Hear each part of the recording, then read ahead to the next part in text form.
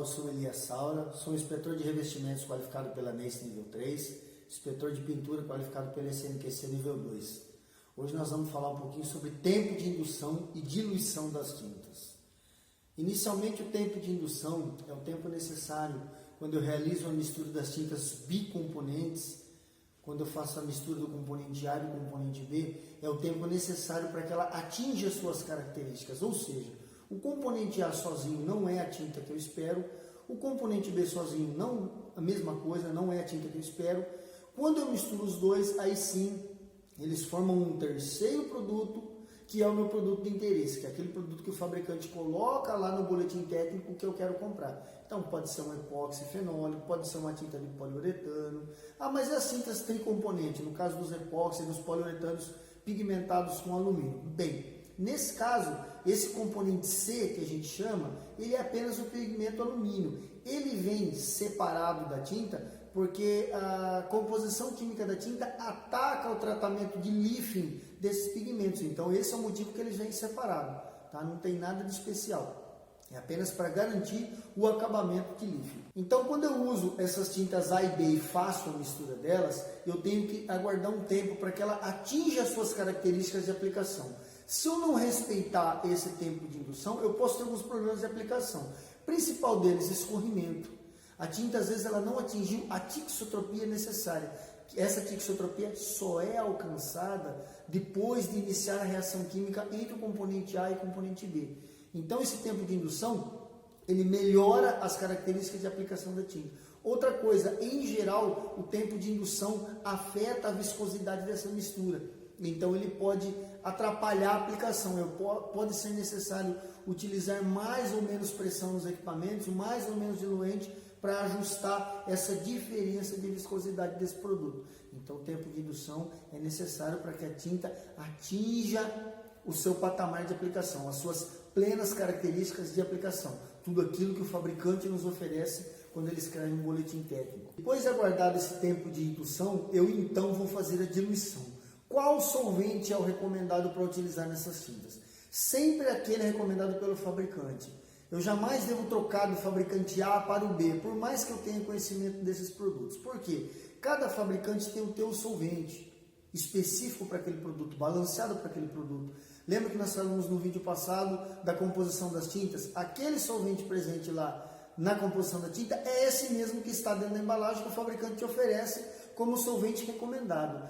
E qual o percentual utilizar? Isso varia muito de acordo com a metodologia de aplicação e principalmente temperatura.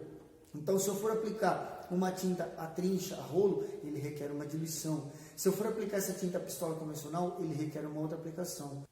Mesmo quando eu vou fazer pintura airless, pode ser necessário que eu faça diluição apenas para ajuste, conforto visual, da tinta ficar um pouco mais lisa, ela não ficar tão cascuda. Isso principalmente quando eu trabalho com peça de geometria complexa, às vezes é necessário incrementar um pouco desse diluente para ajustar essa viscosidade da tinta, a tensão superficial dela e com isso ganhar em aspecto visual final da minha pintura.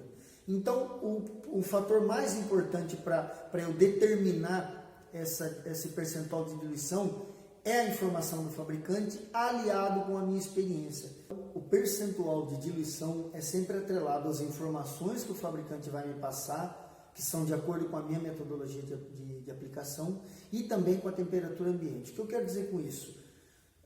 As tintas, elas têm uma variação muito grande de viscosidade em relação à temperatura, ou seja, quanto mais frio tiver a temperatura ambiente, a temperatura da tinta, mais difícil é a sua aplicação. Então, pode ser que durante a manhã, no período mais frio do dia ou à noite, seja necessário utilizar mais diluente do que no período mais quente do dia. Vamos dar um exemplo, uma amplitude térmica de 10 graus pela madrugada até 30 graus no meio da tarde. Então, o percentual de diluente que eu vou usar pela manhã ou pela madrugada é maior do que o percentual de diluente que eu vou usar no período mais quente do dia. Pode ser que no período mais quente do dia não seja nem necessário utilizar o diluente.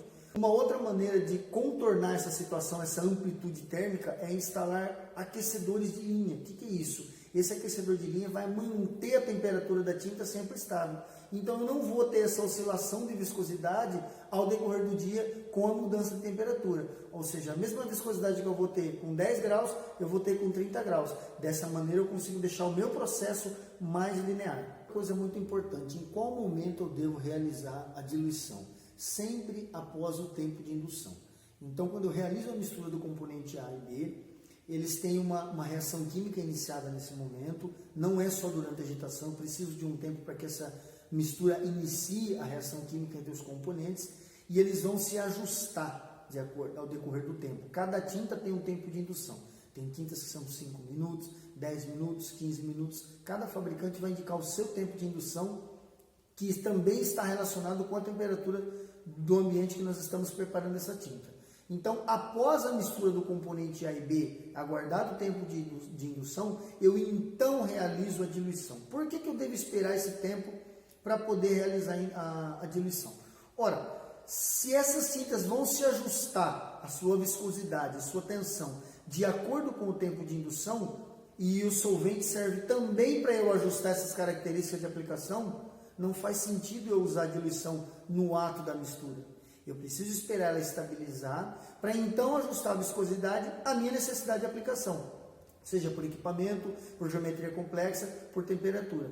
Então essa diluição sempre após o tempo de indução. Outra coisa importante, quando eu preparar essa tinta, utilizar a diluição recomendada ou aquela que eu entendi que seja mais adequada para a minha necessidade, lembrando que eu devo sempre seguir os parâmetros máximos de diluição do fabricante para que não haja também um prejuízo na qualidade da película. Então, se o fabricante determinar que o máximo é 10%, eu não posso usar 12, 15% porque eu preciso. Na verdade, eu preciso ajustar o meu processo ao limite do produto.